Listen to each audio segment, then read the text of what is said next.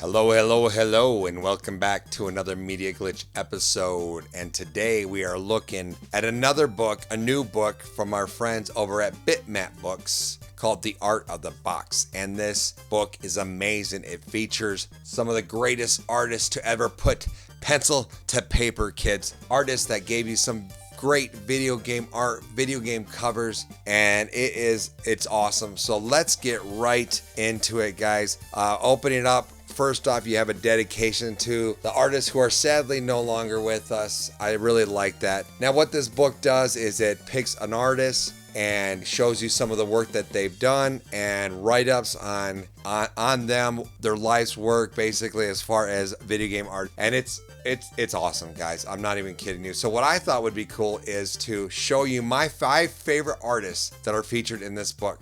And we're going to start with Marc Ericksen in number 5. And this is the guy that he drew the first issue of Game Pro magazine. This magazine changed my life. I had this first issue. I remember when that first issue dropped, life-changing. Tetris, Pow, some of the great covers. Strider, oh my gosh, Strider. I love the arcade version of Strider, the Sega Genesis version, but this was the cover art for the NES, and the NES, I'm telling you, is its own beast. And they just took the idea. Obviously, they knew we're never going to be able to put the arcade and port it over here. Let's make it our own thing, and they did, and it's awesome. Great music. If you haven't ever played this game on the Nintendo, it's one of the better 8-bit titles out there. You guys got to check this game out. I love this game.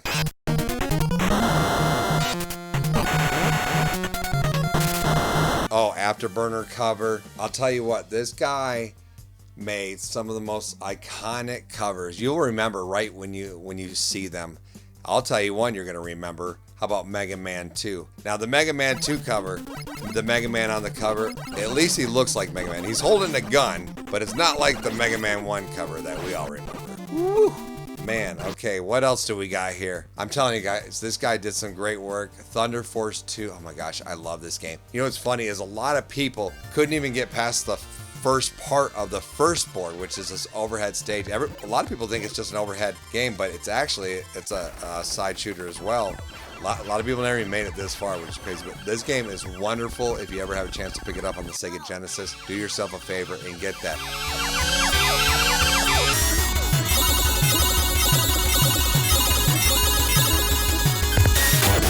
But my favorite artwork from this person has to be Bad Dudes. Now, Bad Dudes is that for me. This is a time where ninjas were everything. Ninja movies, Revenge of the Ninjas, Chinese Super Ninjas, all those movies. That's what I grew up on. That's what I love. So you're telling me I can play a bad dude and beat up ninjas? It's so awesome.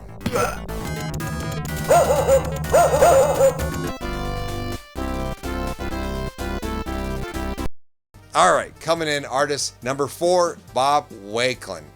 I hope I pronounced his name right. Oh, there's a great little write-up on the conjure cover. I'm not going to spoil it. You should read that when you buy this book, because that's what you're all doing right now. My favorite artwork from him is Rostan. And now, okay, as a kid, I watched not watch Rostan. I'd watch Conan the Barbarian. I loved Conan. And if I wasn't watching Conan, you know what I was watching? I was watching the Beastmaster. Every day, all the time. So when I saw Rostan in the arcade, that was it for me. I remember it being one of the first games in the arcade, just dumping quarters into. I love this game, the graphics, the mood, and has some of the best music you will ever hear. It is, I'm not even kidding you guys, it's so good. And it can get hard. It can get hard, but if you just keep playing it, you'll see that ending. You just got to put the time into it. But if you guys have not played Rostan, the arcade, play the arcade version. It's also I think it's on the Taito Collection 2 for the PSP. You can play the arcade version on that.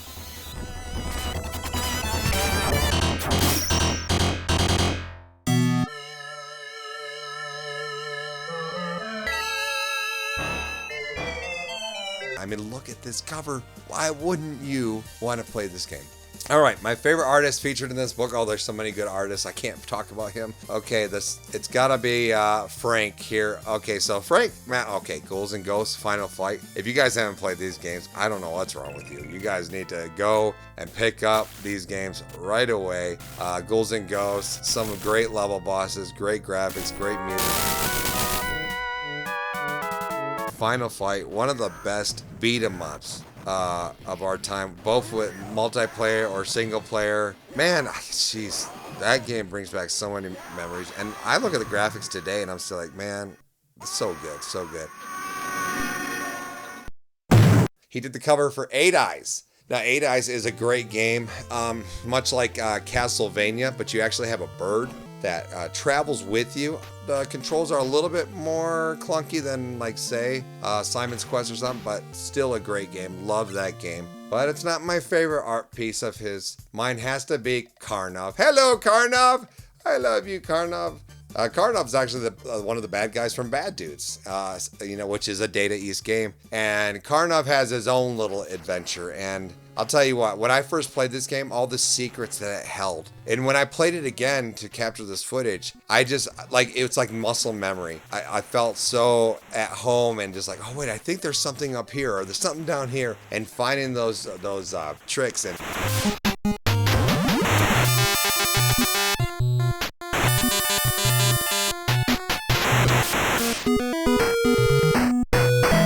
And I still knew all the patterns to the level bosses. And, I don't know how old this game is, but sparking it up the other day to capture this footage brought me right back, and I had such a good time. Now, the game can be cryptic at first, and so you got to kind of figure out some of the secrets and how to do things. And, you get to this stage, if you don't figure out, you got to jump over there and get the wings. You might just be standing there for a little bit. But, like, once here's the bad thing about this game. After you've mastered everything, after you've gone through all these levels, after you've found all these cryptic things, get to the last boss, and then you finally kill him, this is what you're rewarded with.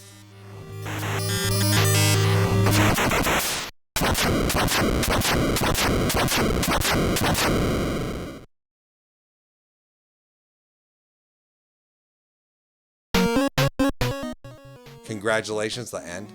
I remember being a kid and going, what the? Oh, it made me so mad. Okay, moving on. What are we? Number 2, Julie Bell. Oh my gosh. The artwork of Julie Bell almost made number 1. Not gonna lie. Splatterhouse alone. I love this game, and that cover art for Splatterhouse 3, so good. So good. So many good. Okay, Super Valis 4. Holy smokes. I love the Valis games. If you ever get a chance to play it, play it on hard. It's kind of an easy game, but play it on hard. You will have a great time. All the Valis games, I love them all. So she also did artwork for Strider Returns, but my favorite, Eternal Champions, man. That artwork right there, when I saw that, I knew I had to buy this game day one on the Sega Genesis. I guess the Sega CD version is the best version. It's if you don't know what Eternal Champions is, it's a fighting game to rival Mortal Kombat, and it's got fatalities, it's got special moves, it's got a great roster of characters, and for the life of me, I can't figure out why they only made one game. They need to bring this franchise back. If you agree that Eternal Champions needs to come back, like this video, leave a comment, tell me we're missing Eternal Champions. We got Mortal Kombat, we got Street Fighter 6, we got all these.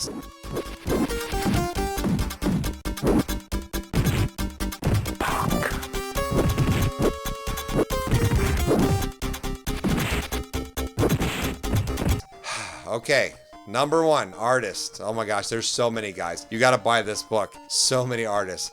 Tom DuBois. I don't know if I said his name right, but okay, all the artwork. Look at Bayou Billy.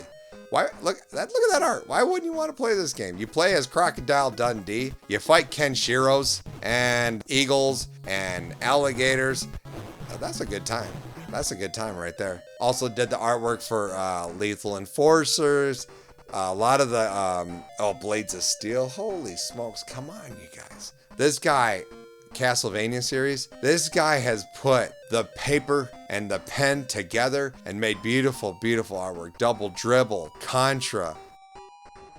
Turtles in Time, though, has to be it's it's not my favorite. It is a cool cover, but Super Castlevania, hands down, that cover right there. When I played Super Castlevania, here's the thing. I'm not even a Castlevania fan. I'm going to be honest with you. I love the music, but a lot of the games, they're okay.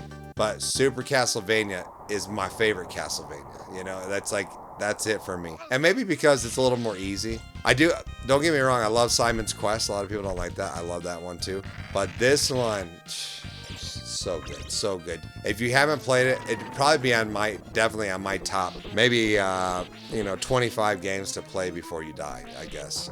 It's that good.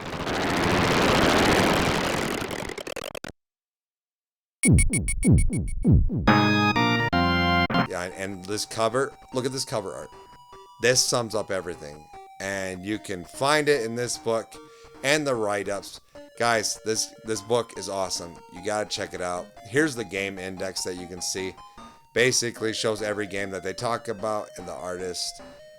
Guys, this is the book, man. It's 563 pages of awesome goodness. Why wouldn't you want to buy this bad boy? So listen, do yourself a favor, right? Head on over to their website. Oh, pick up any of these books. I did a review on the N64 book. It's sold out, but it's going to be coming back, so be on the lookout for that. And then, yeah, look at this. Look, just turning the pages right there.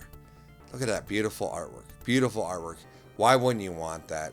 Head over there. It's only $48, and you get a PDF, a digital copy of the book. So go check it out. Add it to your cart, guys. And if you like this episode, please do me a favor. Subscribe, like it, comment. Tell me who your favorite video game artist is. And also, what is your favorite video game cover of all time? I want to know that. I really do. That's all, kids. Have a good night, and we'll see you on the next one. Bye-bye.